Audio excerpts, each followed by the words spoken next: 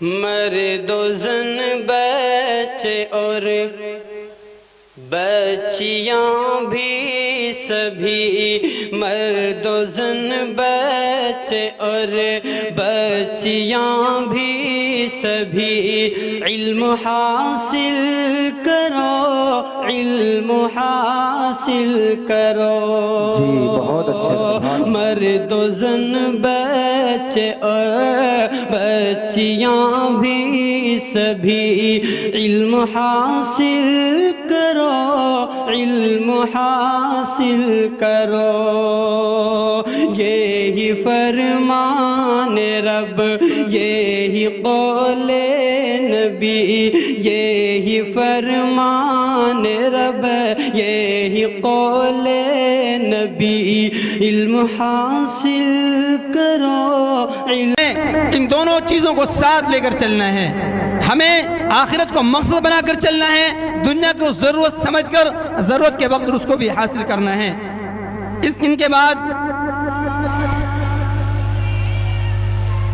मैं दावत स्टेज दूंगा मास्टर फ़हीमुद्दीन साहब सिवाल ख़ास।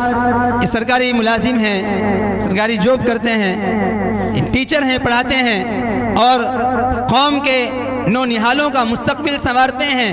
इनके तजर्बात से भी हम इंशाअल्लाह फ़ायदा उठाएंगे कि मौसूफ़ अपनी कीमती तजर्बात से हम सबको मुस्तफ़ीद फरमाएँ और हमारे सामने कोई ऐसा लाही अमल रखें कि जिस तरीक़े को पर अमल करके हम दुनिया के इल्म के अंदर भी, असली तालीम के अंदर भी हम कामयाबी हासिल कर सकें। मास्टर फ़हीमुद्दीन साहब।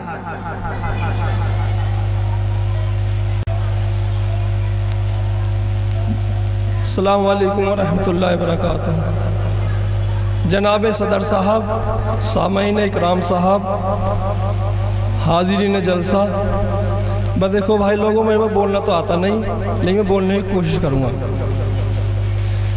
जो ये तालीम की शुरुआत मुंशी नज़र मोहम्मद साहब और उनके साहबजादे ने की है, बहुत ही काबिल ज़िक्र है, क्योंकि हमारी बिरादरी के अंदर जितने भी गांव हैं उन तमाम गांवों में ये पहली शुरुआत हुई है। जब से मुल्क आज़ाद हुआ है और आज तक दुनियावी तालीम के लिए और दीनी तालीम के लिए, खुसूसी तौर से दुनियावी तालीम के लिए जो मतलब शुरुआत मुंशी नज़र मोहम्मद साहब ने की है, मैं उनकी इस शुरुआत के लिए सलाम करता हूँ और उनके लिए दुआ गो रहूँगा कि अल्लाह तबारक तआला उनके इस इदारे को दिन दोनी रात चौगनी तरक्की अता फरमाए।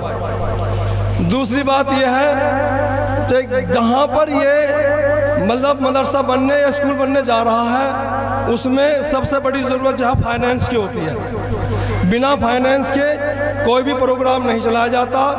अगर इसमें तमाम गांव के लोग खुलूस के साथ फाइनेंस का मतलब जो है ना मामला अख्तियार करें, तो अल्हम्दुलिल्लाह आपके बच्चे दिन दोनी रात चौगनी तरक्की अता फरमाएंगे।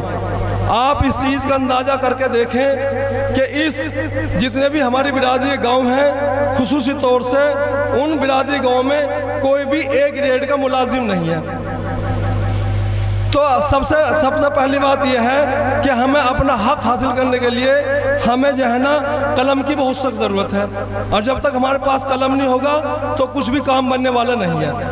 तो इसलिए आप जो है ना अपने बच्चों के हाथ में कलम दिलाएं। आप एक दिन चूल्हा न चलाएं, लेकिन बच्चों को तालीम से जरूर रोशनास कराएं, यह बहुत ज़रूरी चीज़ है। दूसरी बात यह है कि आप एक गांव के अंदर एक ऐसा नगीना छुपा हुआ है जिसका मैंने भी फ़ायदा उठाया है, और वो है मौलाना मरगूबुर रहमान साहब। वो यहाँ पर मुझे नज़र नहीं आ रहे। उन्होंने अल्हम्दुलिल्लाह हमें शाहीन का सेंटर दिया है सिवाल ख़ास के अंदर। उस शाहीन के सेंटर में हम जो है ना बोर्डिंग स्कूल चलाते हैं। अगर कोई बच्चा किसी भी मतलब जो है ना मसलक का हो, बिरादरी का हो, और उसने हाफिज़ कुरान हो, हमारे यहाँ हो, उसको हम 18 महीने में मुकम्मल तरीके से हाई स्कूल कराते हैं। अगर उसके पास फीस भी नहीं है तो अल्हम्दुलिल्लाह फ्री ऑफ कोर्स है उसका मामला। बोर्डिंग स्कूल है, खाने का रहने का नज़्म हमारी तरफ से है। अभी हमें एक ऐसी तंजीम ने, हमारे पास 53 बच्चे हैं, एक ऐसी तंजीम ने पर बच्चे को 10,000 रुपये दिए हैं, उसे खाने के भी और रहने के भी और सोने के भी सब चीज़ें पैसे दिए।